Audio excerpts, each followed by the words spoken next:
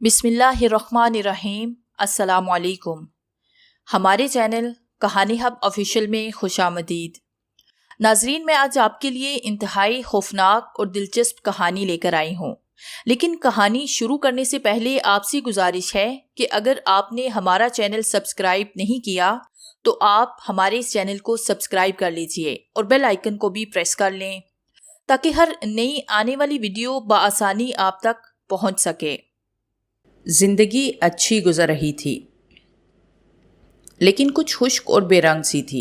वालिदैन फोत हो गए थे, लेकिन मेरे लिए 2 मकान और 4 दुकानें जो कि किराए पर चढ़ी थी, उनका माकूल किराया आ रहा था।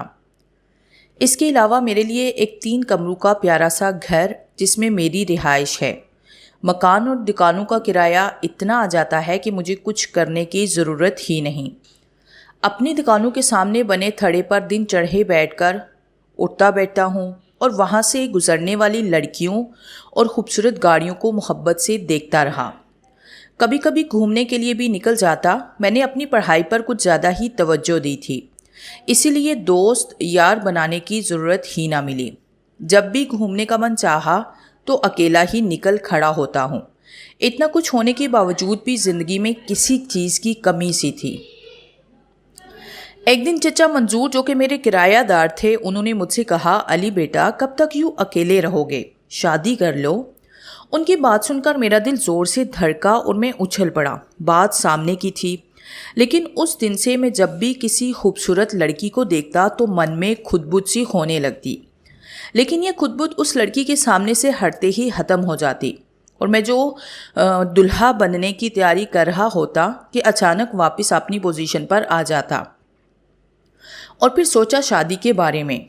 चचा मंजूर ने फिर एक दिन पूछा, चचा शादी तो कर लूँ, लेकिन कोई लड़की नज़र में जचे तो सही। मैंने दिल पर हाथ मारते हुए जवाब दिया तो चचा मुस्कुराने लगे।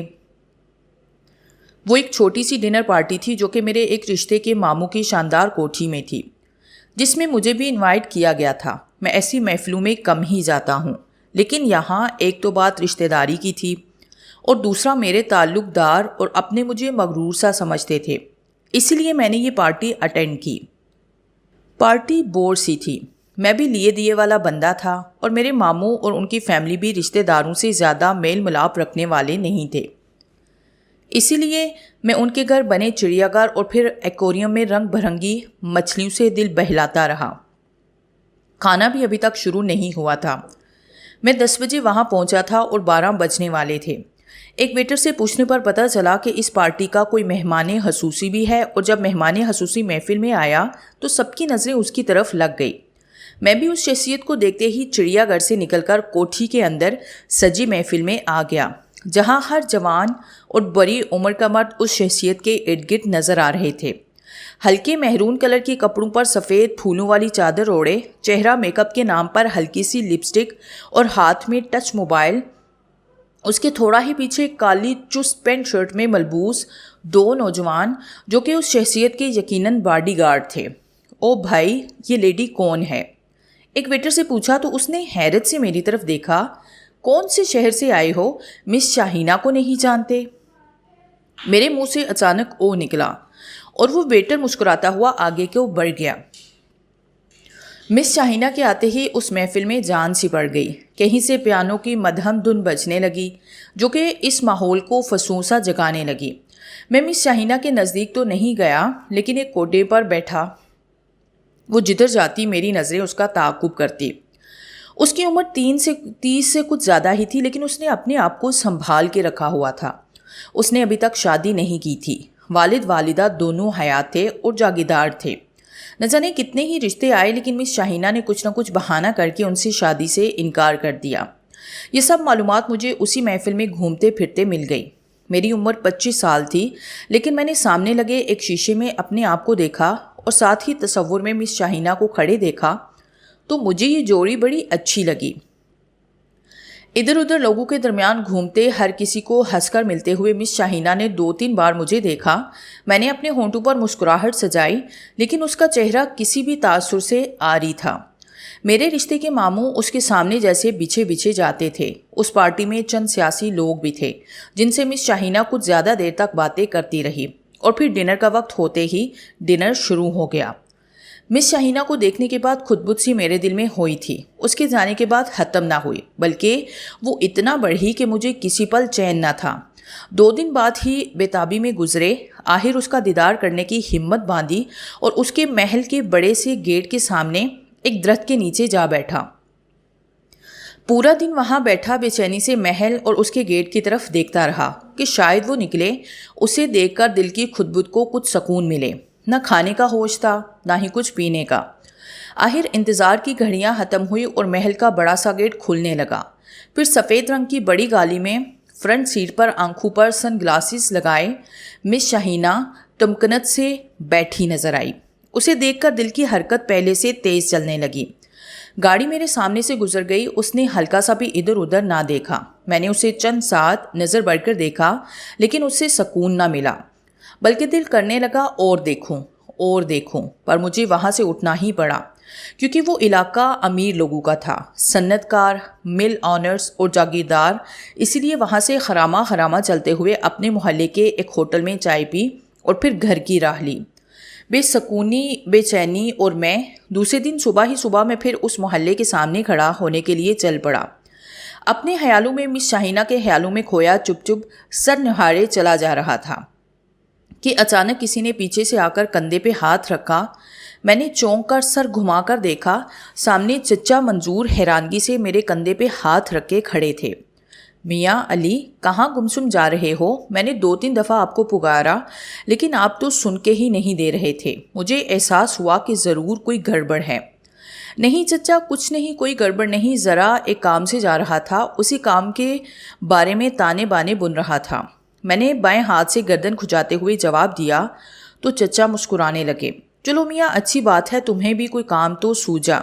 میں نے مسکراتے ہوئے ان سے اجازت لی اور پھر ایسے ہی چلتے چلتے نیشنل بینک کے سامنے سے ہوتا ہوا مس شاہینہ کے علاقے کی طرف مڑا ہی تھا کہ میری نظر مس شاہینہ کے ایک باڈی گارڈ پر پڑی، جو کہ بینک کے باہر اٹینشن کھڑا تھا۔ میں ٹھٹک کے رک گیا، میری نظریں پارکنگ میں پھرنے لگی اور پھر میں نے مس شاہینہ کی گاڑی پارکنگ میں ایک طرف کھڑی دیکھ لی۔ اب میں باہر ایک بنچ پر بیٹھا اس کے بینک سے نکلنے کا انتظار کرنے لگا۔ 15-20 منٹ بعد وہ بلو کلر کپڑوں میں سر پر سفید دوپٹہ کیے بینک سے نکلتی نظر آئی۔ اس کے پیچھے ہی ایک آدمی نکلا جو کہ مجھے کچھ مشکوک سا لگا۔ بینک کی سیڑھیاں اترتے ہی اس نے موبائل نکالا اور میسج ٹائپ کرنے لگا۔ شاید اس نے میسج سینڈ کیا اور پھر مسکراتے ہوئے مس شاہینہ کی طرف ایک نظر دیکھ کر موبائل جیب میں ڈال لیا۔ مجھے کسی خطرے کا احساس ہوا، لیکن مس شاہینہ اپنے باڈی گارڈ کے ساتھ چلتے ہوئے میرے سامنے سے گزر کر گاڑی میں جا بیٹھی۔ آج بھی اس نے ادھر ادھر نہ دیکھا، بلکہ نیچے دیکھتے ہوئے ہی گزر گئی۔ اس کی گاڑی پارکنگ سے نکلی ہی تھی کہ ایک موٹر سائیکل سوار سپیڈ سے پارکنگ میں داخل ہونے ہی لگا تھا کہ وہ سیدھا گاڑی کے ساتھ جا کے ٹکرایا۔ موٹر سائیکل سوار ہوا میں اڑ کر پارکنگ کے ساتھ بنے پلاٹ میں لگے ایک فوارے کے پانی میں جا گرا۔ گاڑی ادھر ہی رک گئی تھی۔ مس شاہینہ اور اس کا باڈی گارڈ گاڑی سے نکل آئے۔ شاید وہ موٹر سوار اسے دیکھنا چاہتے تھے۔ میں بھی آہستہ سے بھاگ کر ادھر پہنچا۔ میں نے اس سے پہلے موٹر سوار تک پہنچ کر اسے پانی میں سے نکالا۔ زیادہ چوٹ لگنے سے اس کی بچت ہو گئی تھی۔ میں اسے نکال کر پلاٹ کی گھاس پہ لایا ہی تھا کہ میری نظر سڑک پر آتے ہوئے ایک بلیک کلر کی موٹر سائیکل پر پڑی جس پر 2 نقاب پوش بیٹھے تھے۔ پچھلے کے ہاتھ میں مجھے پسٹل نظر آئی۔ ان دونوں کی آنکھیں مس شاہینہ پر تھی۔ موٹر سائیکل کے ٹاپے پر لکھا تھا چیف آف ڈیٹ۔ میں نے اس زخمی موٹر سائیکل سوار والے کو تیزی سے پلاٹ کی گھاس پہ ڈالا تو میرے ذہن میں بازگشت ہونے لگی کہ مس شاہینہ کو بچاؤ۔ پھر میں نے ایک جمپ لیا اور ہوا میں اڑتا ہوا اس کے سامنے آ گیا۔ اسی وقت گولیاں چلی۔ مجھے دائیں کندھے اور پیٹ میں گرم سلاخیں گستی محسوس ہوئی۔ میں زور سے زمین پہ گرا۔ سر زمین سے ٹکراتے ہی ایک اور درد کی لہر اٹھی اور میرا دماغ جیسے سنسا ہو گیا۔ جب مجھے ہوش آیا تو ایک نرم سے بستر پر لیٹا تھا۔ دائیں بازو پر ڈرپ لگی تھی۔ بڑا سا کمرہ تھا۔ پاس ہی ایک نرس کھڑی دیوار کی طرف کچھ دیکھ رہی تھی۔ یہ اتنا بڑا کمرہ یقیناً کسی ہاسپٹل کا نہیں تھا۔ میں اٹھ کر بیٹھا تو سر چکرانے لگا۔ میں پھر آنکھیں بند کر کے لیٹ گیا۔ کندھے اور پیٹ پر چبھن سی تھی۔ نرس نے محسوس کر لیا کہ میں ہوش میں آ گیا ہوں، اس لیے وہ پلٹ کر میرے پاس آئی اور مجھے غور سے دیکھنے لگی۔ بند آنکھوں سے بھی اس کا سایہ مجھے نظر آ رہا تھا۔ اسے اپنے اوپر جھکے ہوئے محسوس کرتے ہی میں نے آنکھیں کھولی۔ اس نے مسکرا کے میری طرف دیکھا اور مجھ سے میری طبیعت کے بارے میں 2-3 باتیں پوچھی۔ میں کچھ سوچ کر سر ہلا کر اطمینان کا اظہار کیا۔ وہ سر ہاں میں ہلاتے ہوئے باہر نکل گئی۔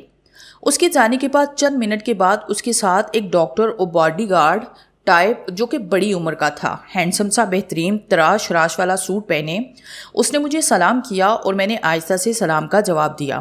اب کیسا محسوس کر رہے ہو؟ ٹھیک، میں نے مختصر جواب دیا۔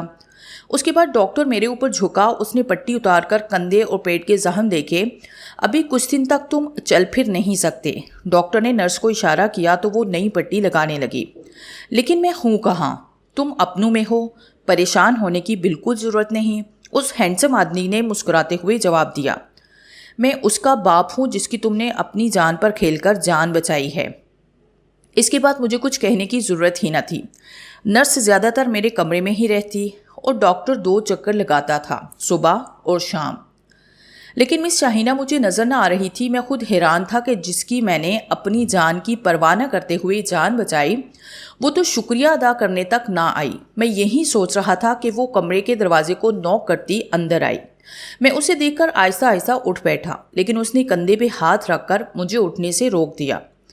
وہ میرے پاس بیٹھ گئی۔ پھر باتوں باتوں میں اس نے بہت ہی اچھے انداز سے میری طبیعت کا پوچھا، میرا شکریہ ادا کیا۔ میں خود بھی پھولے نہ سما رہا تھا۔ آپ کو کیسے احساس ہوا تھا کہ وہ موٹر سائیکل سوار مجھ پر فائر کرنے لگے ہیں؟ اس نے سنجیدہ لہجے میں پوچھا۔ میں جب زخمی موٹر سائیکل والے کو پانی سے اٹھا کر باہر لایا تھا تو مجھے سامنے سے آتے ہوئے وہ مشکوک موٹر سائیکل والے نظر آئے۔ مشکوک اس لیے کہ ان کے چہرے نقاب سے ڈھکے تھے اور پچھلے کے ہاتھ میں پسٹل تھا جو کہ تیار حالت میں تھا، اور وہ دونوں آپ کی طرف دیکھ رہے تھے۔ تو بس میں نے بات ختم کی۔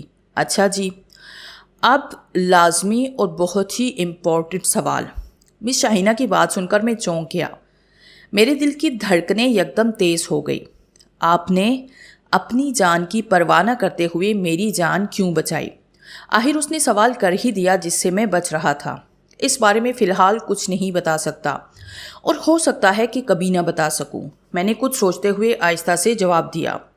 وہ مجھے بڑی عجیب سی نظروں سے گھورنے لگی، لیکن کہا کچھ نہیں۔ تقریباً 1 ماہ تک میں نے بھرپور ریسٹ کی۔ آخر دنوں میں چہل قدمی کرتے ہوئے اس محل کے بڑے سے لان میں پھولوں کی معطر فضا میں خوب سانس لیتا۔ میں اس محل سے نکلنا تو جیسے بھول ہی گیا تھا۔ میرے ذہن میں ہی نہ رہا کہ یہ میرا گھر نہیں ہے، اور جب میں ٹھیک ہو گیا، زخم بھر سے گئے، تو اچانک مجھے جیسے یاد آیا کہ میرا اپنا بھی تو گھر ہے۔ تب میں نے سوچا کہ اب ان لوگوں کے سر سے اترنا چاہیے۔ دل تو کہہ رہا تھا کہ ڈھیٹ بن کر مس شاہینہ کا دیدار کرتا ہی رہوں، لیکن مروت بھی کچھ چیز تھی۔ اسی شام میں بصیر صاحب کے آنے کا انتظار کر رہا تھا۔ مس شاہینہ کے والد بصیر صاحب وہ شام کو میرے کمرے میں آئے اور پاس بیٹھ کر طبیعت کے بارے میں پوچھا۔ کیونکہ اب میں بالکل ٹھیک تھا، اس لیے میں نے انہیں سب اچھا ہی کہنا تھا۔ اس کے بعد میں وہاں سے جانے کے لیے ان سے بات کرنے کے لیے مناسب الفاظ سوچ ہی رہا تھا کہ انہوں نے خود ہی بات شروع کی۔ علی، تم اپنے آپ کو یہاں گلٹی فیل نہ کرو۔ تمہیں شاید احساس نہیں کہ تم نے ہماری بیٹی کی جان بچا کر ہم پہ کتنا بڑا احسان کیا ہے۔ اب میں چاہتا ہوں کہ تم شاہینہ کے… انہوں نے صرف اتنا کہہ کر کچھ سوچا۔ میرے دل کی دھڑکنیں تیز ہونے لگی۔ شاید انہیں میرے دل کی بات پتہ چل گئی ہو۔ اب میں یہ چاہتا ہوں کہ تم میری بیٹی شاہینہ کے سیکرٹری پھر ایڈوائزر بن جاؤ، کیونکہ وہ اس الیکشن میں MP کے لیے لڑ رہی ہے۔ میرے منہ سے ایک لمبی سی سانس خارج ہوئی۔ بصیر صاحب نے مجھے کچھ حیرت سے دیکھا۔ لگتا ہے تمہیں اس بات کو جان کر حیرت ہوئی ہے۔ میں اب اس لمبا لیکچر تو نہیں دے سکتا، لیکن بس اتنا کہوں گا کہ یہ الیکشن بہت مجبوری میں لڑنا پڑ رہا ہے، اور تم یہ بھی سوچ رہے ہوگے کہ ہم نے تمہیں جانے بغیر اتنا بڑا فیصلہ کر لیا۔ نہیں، بلکہ میں نے تمہارے زخمی ہونے کے بعد تمہارے بارے میں پوری معلومات حاصل کر لی ہے۔ تم پڑھے لکھے ہو، لائق لڑکے ہو۔ ہاں، مائنڈ نہ کرنا، بس تھوڑا کام سے جی چڑاتے ہو۔ ان کی یہ بات سن کر میں کسمکسا کے رہ گیا اور وہ مسکرانے لگے۔ میں نے پہلے ہی کہا تھا کہ مائنڈ نہ کرنا۔ اٹس اوکے سر، میرے منہ سے اتنا ہی نکلا۔ تم اس بارے میں خوب سوچ لو، اگر تمہیں یہ آفر اچھی لگے تو تنہا اور رہائش وغیرہ کے بارے میں بات کر لیں گے۔ اس کے بعد وہ مجھے آرام کرنے کا وہاں سے چل دیے۔ وہ رات مجھے نیند نہ آ رہی تھی۔ یہ نہیں کہ میں اس آفر کے بارے میں غور کر رہا تھا، بلکہ یہ آفر تو میں نے بصیر صاحب کے جانے کے بعد ہی فوراً قبول کرنے کا فیصلہ کر لیا تھا۔ مجھے تو مس شاہینہ کے ساتھ ایک خوبصورت وقت گزارنے کا موقع مل رہا تھا۔ میرے ذہن میں یہ سوچ تھی کہ وہ کون سی عجیب مجبوری تھی جس کی وجہ سے مس شاہینہ کو الیکشن میں حصہ لینے کو ضروری تھا۔ رات آدھی سے زیادہ گزر چکی تھی کہ مجھ پر غنودگی طاری ہونے لگی۔ میری آنکھیں بوجھل ہو کر بند ہونے لگی کہ اچانک مجھے لگا کہ کھڑکی کے سامنے کوئی سایہ لہرایا ہو، جیسے آہستہ آہستہ میں نیند کی وادی میں جا رہا تھا۔ اسی طرح آہستہ آہستہ اٹھ بیٹھا اور پھر کھڑکی پر جا کر باہر دیکھنے لگا۔ میری نظریں لان میں گردش کر رہی تھی۔ مس شاہینہ کے کمرے کی دیوار کے باہر ہی مجھے وہ سایہ کھڑا نظر آیا۔ میں نے جلدی سے کھڑکی کھولی، اس میں سے اتر کر باہر کو کود گیا۔ میرے قدم زمین پر ٹکتے ہی ہلکی سی تھپ کی آواز آئی۔ اس سائے نے پھر بھی میری طرف پلٹ کر نہ دیکھا۔ سیدھا ہوتے ہی میں اس کی طرف دوڑ پڑا۔ میں ننگے پاؤں اس لیے بھاگنے سے عجیب سی دپ پیدا ہو رہی تھی، لیکن وہ سایہ اسی طرح مس شاہینہ کی کھڑکی کے سامنے مجھ سے بے پرواہ کھڑا تھا۔ میں نے اس کے پاس پہنچ کر اس پہ چھلانگ لگائی، لیکن مجھے ایک حیرت کا جھٹکا لگا کیونکہ میں اس سائے میں سے اڑتا ہوا گھاس پہ جا گرا۔ وہ حقیقت میں سایہ ہی تھا، لیکن کس کا؟ میں نے ادھر ادھر دیکھا، مجھے وہاں کوئی آدمی نظر نہ آیا جس کا وہ سایہ ہو۔ پھر میں نے جلدی سے اس سائے کی طرف دیکھا جو مسلسل مس شاہینہ کی کھڑکی پہ نظریں جمائے کھڑا تھا۔ میرے جسم سے ٹھنڈا پسینہ نکلنے لگا۔ اس سائے کی کسی آدمی کے بغیر یہاں موجودگی میرے سمجھ سے بالاتر تھی۔ مجھے کوئی ماورائی چکر لگ رہا تھا۔ میرے دل پہ ایک ہیبت سی ڈیرا ڈالنے لگی۔ مجھے ایسے لگا کہ بس ابھی سانس رک جائے گا۔ میں پیچھے کی طرف گرنے لگا۔ میرے منہ سے جیسے خود بخود نکلا لا حول ولا قوت، اور اس کے فضا میں بلند ہوتے ہی اس سائے نے میری طرف سر گھمایا۔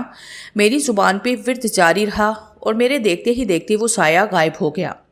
میرے منہ سے گٹی گٹی چیخ نکلی۔ میں ہیبت سے پیچھے الٹ کر گر پڑا۔ جانے کتنی دیر میں بے سود سالان کے گھاس پہ پڑا رہا۔ ادھر صبح کی اذان ہوئی، ادھر میں اٹھ کر بیٹھ گیا۔ میں اس لان میں بے یقینی سے اپنے آپ کو دیکھنے لگا اور سوچنے لگا کہ میں نے ابھی کچھ دیر پہلے جو دیکھا وہ واقعی میں تھا یا کوئی خواب تھا۔ یہ سوچتے ہوئے میں وہاں سے چلتے ہوئے کمرے میں آ کر بیڈ پہ گر سا گیا۔ وہ سایہ بار بار میری آنکھوں کے سامنے لہرا سا جاتا اور پھر میں نیند کی گہری وادی میں چلا گیا۔ اور جب میں اٹھا تو دوپہر گزر رہی تھی۔ ملازم ناشتے کا پتہ کرنے آیا تو میں دوپہر کا کھانا اور ساتھ میں چائے منگوا لی۔ اس کے کھانا لانے تک میں فریش ہو گیا۔ کھانے کے برتن اٹھاتے وقت ملازم نے بتایا کہ بصیر صاحب صبح سے 2-3 دفعہ یاد کر چکے ہیں۔ میرے ذہن میں فوراً رات والا واقعہ پھر آنے لگا۔ وہ کیا تھا؟ کیوں تھا؟ کس لیے تھا؟ ملازم جب چلا گیا تو میں بصیر صاحب اور مس شاہینہ کے بارے میں سوچنے لگا، جو کہ یقیناً میرے جواب کے منتظر ہوں گے۔ مجھے تو اپنی خواہش پوری ہوتی نظر آ رہی تھی، لیکن ان لوگوں کو مجھ سے بہت بہتر ایسے لوگ مل سکتے تھے جو کہ سیاست میں چلتے پھرتے پرزے تھے۔ وہ ایک بہترین پیکیج پر ان کے ساتھ کام کرنے کے لیے تیار ہو سکتے تھے۔ جبکہ مجھے سیاست کی بالکل بھی سمجھ نہ تھی، تو پھر یہ لوگ میرا ہی انتخاب کیوں کرنا چاہتے؟ کیا اس لیے کہ میں نے مس شاہینہ کو بچانے کے لیے اپنی زندگی داؤ پر لگاتی تھی، یا پھر ان بڑے لوگوں کو قربانی کے لیے ایک بکرے کی ضرورت تھی؟ میں تو بکرا بھی ایسا تھا کہ جس کے آگے پیچھے کوئی نہ تھا۔ میرے گمشد یا کسی قسم کی سچویشن میں پھنسنے کے بعد ایسا کوئی نہ تھا جو کہ میرے بارے میں پوچھ گچھ کرتا۔ یہیں پر مجھے ایک بات یاد آ گئی جس کا احساس مجھے اتنی شدت سے ہوا کہ میں بصیر صاحب سے ملتے ہی اس بارے میں پوچھ لیا کہ جب مس شاہینہ پر سر عام گولیاں چلی جو کہ میں نے اپنے جسم پر کھائی تو لازماً پولیس کیس بھی بنا ہوگا۔ مجھ تک پوچھ تاچھ کے لیے کوئی پولیس والا نہیں آیا۔ وہ آدمی کون تھے جو کہ مس شاہینہ کو مارنا چاہتے تھے؟ میرے ان سب سوالوں کا بصیر صاحب کے پاس ایک ہی جواب تھا۔ وہ دونوں موٹر سائیکل سوار پولیس والوں کو موٹر سائیکل کے ساتھ ہی ایسی حالت میں ملے کہ کسی نے انہیں قتل کر کے ان کی شناخت مسح کر دی تھی اور موٹر سائیکل چوری کی تھی۔ پولیس تفتیش کر رہی ہے، جلد ہی کوئی نتیجہ سامنے آئے گا۔ میں ان کی اس جواب پر مطمئن نہیں تھا، لیکن کر بھی کیا سکتا تھا؟ میں نے بصیر صاحب کو مس شاہینہ کے ایڈورٹائزر کے طور پر اپنی خدمات پیش کی۔ بصیر صاحب میرے اس فیصلے پر بڑے خوش لگ رہے تھے۔ انہوں نے مجھے مس شاہینہ سے ملوایا۔ اس نے بھی میرے اس فیصلے کو سراہا۔ بصیر صاحب ہم دونوں کو وہاں بیٹھا چھوڑ کے اٹھ گئے۔ میں مس شاہینہ کے بے داغ چہرے کو غور سے دیکھ کر رات کے واقعے کے بارے میں سوچنے لگا تو وہ بالکل حشاش بشاش تھی۔ اس کا مطلب تھا کہ ابھی اس کا اس سائے سے واسطہ نہیں بڑھا تھا۔ علی، تمہارے ذہن میں اس بارے میں بہت سی سوالات ہوں گے کہ سیاست میں تو کتنے ہی ایڈورٹائزر ہوں گے، کتنے ہی کل پرزے ہوں گے، تو ہم نے تمہیں ہی کیوں رکھا؟ اس کا آسان سا ہی جواب میرے پاس ہے کہ میں کسی پہلے سے سیاسی آدمی کو رکھنا نہیں چاہتی، کیونکہ وہ لوگ اپنے فائدے کے لیے مجھے ہر طرح کے داؤ پیچ سکھائیں گے، اور چاہے میں جتنا بھی بچوں ان کے داؤ پیچ میں آخر آ جاؤں گی۔ اس لیے میری خواہش تھی کہ میرے ایڈوائزر کے طور پر کوئی نیا لیکن پڑھا لکھا اور سمجھدار بندہ ہونا چاہیے۔ تمہارا تعلق سیاست سے نہیں، لیکن مجھے پورا یقین ہے کہ تم ہر آنے والے مشکل وقت میں مجھے بہترین گائیڈنس دے سکتے ہو۔ مس شاہینہ کی باتیں سن کر میں خوشی سے پھول سا گیا۔ میرے ذہن سے خدشات کی گرد کچھ کم ہوئی۔ ہم سب نے رات کا کھانا ساتھ کھایا۔ اس کے بعد میں اجازت لے کر اپنے کمرے میں آ گیا۔ بیڈ پر لیٹ تو گیا، لیکن دن بھر سونے کی وجہ سے نیند نہیں آ رہی تھی۔ میری آنکھیں کھڑکی کے شیشوں سے باہر جھانک رہی تھی۔ مجھے اسی سائے کا انتظار تھا۔ 11 بجے میں نے اپنے لیے چائے منگوائی، ملازم کو تھرموس میں لانے کا کہا تاکہ رات جب بھی طلب ہو آسانی سے پی لوں۔ 1 بجنے والا تھا۔ میری نگاہیں منتظر انداز میں کھڑکی سے دیکھ رہی تھی کہ اچانک کوئی کھڑکی کے سامنے سے گزر گیا۔ میں چونک کر اٹھا، کھڑکی کے پٹ کھول کر ادھر سے ہی باہر جس طرف سایہ گیا تھا دیکھا۔ وہیں سایہ یہ درمیانی سپیڈ سے چلتا ہوا مس شاہینہ کے کمرے کی کھڑکی کی طرف جا رہا تھا۔ میں پھولوں کے پودوں کے ساتھ چپٹا ہوا اس کے پیچھے جانے لگا۔ اب وہ سایہ کھڑکی کے عین نیچے کھڑا کھڑکی کی طرف دیکھ رہا تھا۔ میں پودوں کے ساتھ چھپ کر اسے دیکھنے لگا۔ اسی وقت سایہ کھڑکی کی طرف بڑھا۔ میں اس کے انداز سے چونک اٹھا، کیونکہ اس نے بھاگنے والے انداز میں 2 سٹیپ لیے اور جمپ لگا کر کھڑکی پر چڑھ گیا۔ کھڑکی کھلی ہوئی تھی۔ میرے دیکھتے ہی دیکھتے وہ اندر گم ہو گیا۔ میں پھولوں کے ساتھ حیرت سے کھڑا دیکھتا رہ گیا۔ تقریباً 5 منٹ سے زیادہ مجھے ادھر ہی حیرت زدہ کھڑے ہو گئے تو میں ایک لمبا سانس لے کر شش و پنج میں مبتلا اس کھڑکی کی طرف بڑھا۔ کھڑکی کے پٹ بند تھے، جبکہ میں نے خود کھلی کھڑکی سے اس سائے کو ادھر کودتے دیکھا تھا۔ میں اس کھڑکی کے سامنے کھڑا ہو گیا، لیکن اوپر لٹک کر اس میں جھانکنے کی ہمت نہیں ہو رہی تھی۔ میں سوچ میں پڑ گیا کہ اندر دیکھوں یا چپ چاپ واپس اپنے کمرے میں چلا جاؤں۔ اچانک میں نے اندر دیکھنے کا فیصلہ کیا اور لپک کر ایک جمپ لگایا۔ کھڑکی کے اوپر بنے چھجے کو دونوں ہاتھوں سے مضبوطی سے پکڑ کر اندر جھانک کر شیشوں سے دیکھنے کی کوشش کرنے لگا۔ کمرے میں چھوٹا سا بلب جل رہا تھا، ہلکی ہلکی روشنی تھی۔ میں نے پورے کمرے میں جہاں تک ان شیشوں سے نظر آتا تھا دیکھا، لیکن وہ سایہ مجھے نظر آیا اور پھر میری نظر سامنے دیوار کے ساتھ پڑے بیڈ پر پڑی۔ میں چونک اٹھا۔ بیڈ پر مس شاہینہ کے ساتھ کوئی تھا۔ وہ دونوں آپس میں کمبل کے اندر گتم گتھا تھے۔ میں اس طرف حیرانی سے دیکھ رہا تھا۔ اچانک ان میں سے ایک کے سر پر سے کمبل ہٹا کہ مجھے دیکھا۔ اس کے دیکھتے ہی مجھے ایک جھٹکا لگا اور میرے ہاتھ چھجے سے چھوٹ گئے۔ میں پیٹھ کے بل زمین پہ گرا۔ میرا جسم جھنجھنا اٹھا۔ میرا دماغ حیرت کے شکنجے میں تھا، کیونکہ میری طرف دیکھنے والا 100% وہ سایہ ہی تھا۔ میں نے جو کچھ اندر دیکھا تھا اس کے بعد تو میری وہاں سے اٹھنے کی ہمت نہیں ہو پا رہی تھی۔ میں آج بھی بے سود سا پڑا رہا، جیسے کہ زمین نے مجھے اپنے ساتھ چپکا لیا ہو۔ صبح کی اذان ہوئی تو میں اٹھ کر اپنے کمرے میں جا کے سو گیا، لیکن صبح 10 بجے مجھے اٹھا دیا گیا کیونکہ سیاسی سرگرمیاں شروع ہو چکی تھی۔ میں نے مس شاہینہ کی طرف کئی بار غور سے دیکھا، لیکن وہ بالکل حشاش بشاش اور ہر فکر سے جیسے آزاد تھی۔ میٹنگ اور کچھ فنکشنز اٹینڈ کرنے کے رات کے 10 بج گئے۔ واپس آ کر کھانا کھاتے ہی میں اپنے کمرے میں چلا گیا۔ آج پھر میں اسی سائے کا انتظار کرنا چاہتا تھا تاکہ دیکھ سکوں کہ یہ چکر کیا ہے۔ دن بھر کا تھکا ہوا تھا۔ بیڈ پر لیٹتے لیٹتے اونگ آنے لگی۔ جاگنے کی کافی کوشش کی، لیکن آنکھیں بند ہونے لگی، پلکیں بوجھل سی ہو گئی۔ مجھے ایسے لگا کہ کمرے میں کوئی ٹہل رہا ہو۔ میں نے زور لگا کے آنکھیں کھولی۔ وہ سایہ مجھے اپنی طرف بڑھتا نظر آیا۔ میری زبان پہ ایک دم سے آیا لا حول ولا قوت۔ اسے ایک جھٹکا لگا اور وہ اچانک مڑ کے بھاگا۔ کمرے کا دروازہ بند تھا، لیکن وہ رکا نہیں اور بند دروازے سے پار ہو گیا۔ میں اٹھ کر حیرت سے بیڈ پر بیٹھ گیا۔ میں نے سوچ لیا کہ بصیر صاحب سے اس سائے کے بارے میں بات ضرور کروں گا۔ میرے جسم میں اس سائے کو دیکھتے ہی سنسنی پھیل جاتی تھی۔ اس کے جانے کے بعد بھی دماغ کسی بھی سوچ سے خالی رہتا، لیکن اس رات میں اس کے جانے کے بعد اس کا قلعہ کما کرنے کے بارے میں سوچنے لگا۔ اس کے لیے بصیر صاحب کو اعتماد میں لینا بہت ہی ضروری تھا۔ لیکن جب میں نے بصیر صاحب سے اس بارے میں بات کی تو وہ مجھے بے چینی سے دیکھنے لگے، جیسے انہیں میری عقل پر یقین نہ رہا ہو۔ پھر بھی انہوں نے میری بات مکمل سنی اور پھر اگلی رات میرے ساتھ ہی اس سائے کو دیکھنے کے لیے تیار بیٹھے تھے کہ وہ سایہ میری کھڑکی کے سامنے سے گزرتا نظر آیا۔ میں نے بصیر صاحب کو مخاطب کر کے، جو کہ میری طرف دیکھ رہے تھے، اس سائے کی طرف متوجہ کیا اور اٹھ کر کھڑکی سے کود کر باہر نکل آیا۔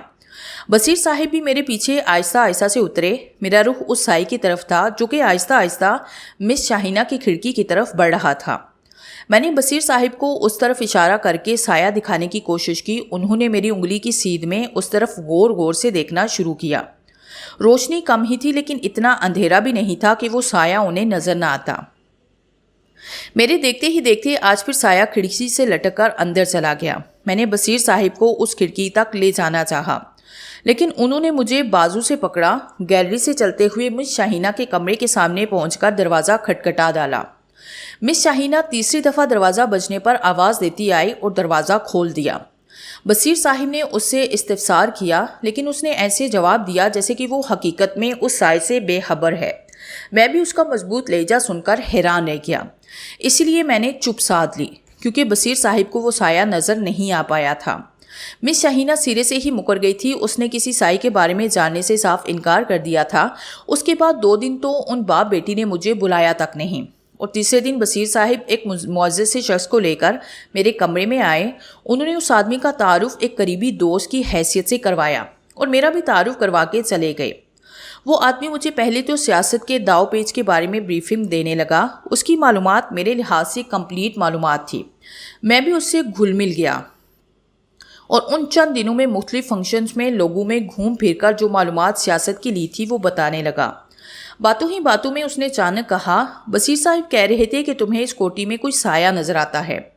میں اس کی بات سن کر چونک اٹھا، لیکن چونکہ یہ گپ شپ ایک دوستانہ ماحول میں ہو رہی تھی اس لیے میں نے پہلی رات سے جو سایہ مجھے نظر آیا تھا اس رات سے لے کر آج رات کے سائے کے مس شاہینہ کے کمرے میں کھڑکی سے داخل ہونے تک بتایا۔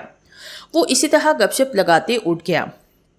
اسی رات میں نے اس طرف کے سیکیورٹی گارڈ کو اپنے ساتھ تیار کیا۔ پہلے تو وہ ڈرتا رہا کہ بصیر صاحب کو پتہ چلا تو وہ مجھے نوکری سے فارغ کر دیں گے۔ آخر میرے اعتماد دلانے پر وہ تیار ہو گیا کیونکہ وہ مجھے اس کوٹھی میں ایک خصوصی مہمان کے طور پہ جانتا تھا۔ رات کے 1 بجنے ہی وہ سایہ کوٹھی کی بڑی دیوار سے برآمد ہوا۔ میں سیکیورٹی گارڈ کے پاس ہی بیٹھا تھا۔ میں اسے دیکھتے ہی الرٹ ہو گیا اور سیکیورٹی گارڈ کو الرٹ کیا۔ وہ میرے ساتھ ہی اس کوٹھی سے نکلا اور ہم آگے پیچھے اس سائے کے تعاقب میں چل دیے۔ سر وہ سایہ کدھر ہے؟ سیکیورٹی گارڈ کی بات سنتے ہی میں ٹھٹک کے رک گیا۔ سایہ تو ہمارے سامنے ہی ناک کی سیدھ میں ایسے جا رہا تھا جیسے کہ کوئی آدمی نیند میں چل رہا ہو۔ میں نے پلٹ کر غور سے اس گارڈ کو دیکھا۔ میرے اچانک یوں پلٹ کر دیکھنے سے وہ کنفیوز ہو گیا اور گڑبڑا کے بولا، وہ سر جی سایہ مجھے نظر نہیں آ رہا۔ میں اس کی بات سن کے حیران رہ گیا۔ میں نے اس سے ٹارچ لی اور احتیاط سے 2 دفعہ جلا کر اس سائے پہ ڈالی۔ اس سائے نے پلٹ کے دیکھا۔ میرے منہ سے بے ساختہ نکلا، لا حول ولا قوت۔ ان الفاظ کا فضا میں گونجنا ہی تھا کہ وہ سایہ غائب ہو گیا۔ سیکیورٹی گارڈ بھی بصیر صاحب کی طرح اس سائے کو دیکھ نہ پایا تھا۔ میں نے سوچا کہ ہو سکتا ہے بصیر صاحب ذرا بڑی عمر کے ہیں تو ان کی نظر کچھ کمزور ہو، لیکن اس سیکیورٹی گارڈ کو بھی وہ سایہ نظر نہ آیا تو میں پریشان ہو گیا۔ میں نے اس گارڈ کو واپس اس کی ڈیوٹی پر جانے کا کہا اور خود اپنے کمرے میں جا کے اس سارے چکر کے بارے میں سوچتے ہوئے گہری نیند میں چلا گیا۔ دوسری شام ایک 3 پیس سوٹ والا میری عمر سے کچھ بڑا آدمی بصیر صاحب کے ساتھ نظر آیا۔ بصیر صاحب نے پہلے اس کا تعارف کروایا۔ وہ بھی سیاست کا ایک چلتا پھرتا پرزا تھا۔ پھر انہوں نے میرا تعارف کروایا تو اس نے طنزیہ لہجے میں کہا، اچھا تو یہ ہیں علی صاحب۔ مجھے اس کا لہجہ بڑا ناگوار گزرا لیکن میں چپ رہا۔ بصیر صاحب نے بھی اس کی طرف غور کے دیکھا تو وہ نیچے دیکھنے لگا۔ اس کے بعد وہ نیا آنے والا آدمی مس شاہینہ کے ساتھ نظر آنے لگا۔ بصیر صاحب اور مس شاہینہ مجھے اگنور کرنے لگے۔ اب رات کو وہ سایہ میرے ارد گرد نظر آنے لگا۔ میرے اندر ڈر بسیرا کرنے لگا۔ میرا دماغ چٹکنے لگا اور وہ نیا پرزا آتے جاتے مجھ پہ طنز کے تیر برسانے لگا۔ ایک دن میرے صبر کا پیمانہ لبریز ہو گیا۔ میں نے اس کے ساتھ ہاتھا پائی کی۔ مجھے بڑی مشکل سے قابو کیا گیا۔ میرا دماغ بہت ہی گرم تھا۔ میں بصیر صاحب کے ساتھ اپنے کمرے میں بیٹھ تو گیا لیکن میرا دماغ سلگ رہا تھا۔ مجھے پتہ چل گیا تھا کہ اس نئے آدمی کو میری جگہ رکھ لیا گیا ہے۔ شاید اس سائے والے واقعے پر میری ذہنی صحت پر شبہ کیا جا رہا تھا۔ اچانک بیٹھے بیٹھے میں اٹھ کھڑا ہوا اور شور مچانے لگا، جو کچھ ہاتھ میں چڑھا ادھر ادھر پھینکنے لگا۔ سیکیورٹی گارڈز نے بڑی مشکل سے مجھے قابو میں کیا اور پھر باندھ دیا۔ جانے کہاں سے اب ڈاکٹر وارڈ ہوا، مجھے دائیں بازو پر انجیکشن لگایا۔ انجیکشن لگنے کے بعد مجھے نیند آ گئی۔ شام کا اندھیرا پہ رہا تھا، میری دھندلی آنکھوں کے سامنے وہ سایہ کھڑا جیسے مجھ پہ ہنس رہا تھا۔ مجھے ہوش ایک سلاخوں والے کمرے کے اندر آیا۔ میں فرش پر بچھی چادر پر لیٹا تھا، اس کمرے میں اکیلا تھا۔ میرے ہاتھ کام کرنے لگے۔ مجھے سمجھ آئی کہ وہ پاگل خانے کا ایک کمرہ تھا۔ میں اپنا سر پیٹ کے رہ گیا۔ میں اٹھا ہی تھا کہ وہ سایہ سلاخوں کے ساتھ آ کے کھڑا ہوا اور مجھے گھورنے لگا۔ فضا میں عجیب سی سنسناہٹ ہو رہی تھی، جیسے کہ وہ کچھ بول رہا ہو۔ میں نے غور سے سننے کی کوشش کی تو مجھے سمجھ آیا کہ وہ کہہ رہا تھا، وہ صرف میری ہے، شاہینہ میرا عشق ہے۔ اب مجھے پتہ چلا کہ مس شاہینہ اتنی خوبصورت اور مالدار ہونے کے ساتھ ساتھ ابھی تک کنواری کیوں تھی، کیونکہ اس کا عاشق ایک سایہ تھا جو کہ اس پہ مکمل چھایا ہوا تھا۔